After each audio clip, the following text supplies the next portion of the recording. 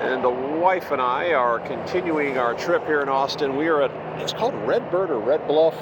It's a National Guard base here in Austin. Down there is a helicopter. I think it's an old Radial H3. That's an F-84, first generation jet. You got an F-4 Phantom, the F-16, and like the 7th Cobra I bumped into, which is getting a little bizarre. In my travels when I was doing expediting, I kept bumping into these things.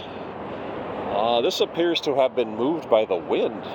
Wow. They painted the snot out of this thing, which is kind of nice because it actually preserves it. They blacked the windows out. I guess the interior probably looks not so hot.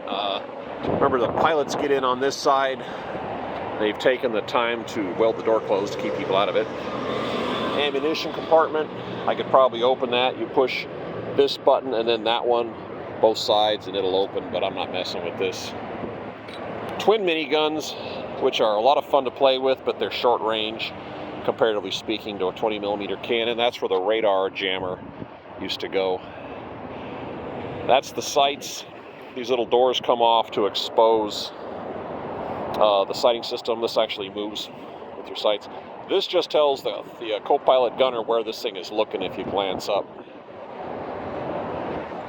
This is the first one I've ever seen on the ground like this. That's co-pilot gunner's compartment.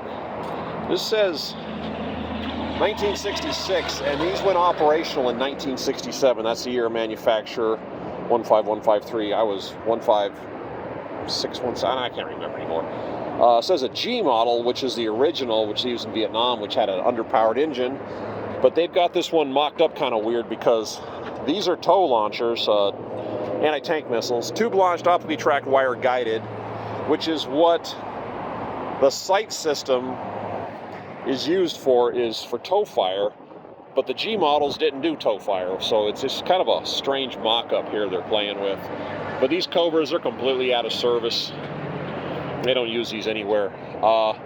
The tubes are replaced. There's a handle that's supposed to be on here, a big handle, and you pick it up, and it like unlocks all this, and you pull this out, and you put the new tube, which is from here to here. That's the end of the tube, the actual launcher. And then you crank it back down and lock it in, but they've removed parts, pieces and parts of that. Looks like a lawnmower hit it out here. Yeah, I've seen, actually, this is like the 7th or 8th model of this I've seen now in my travels as gate guards, as they call them. I like the tail rotors on these things, a big old boat paddle.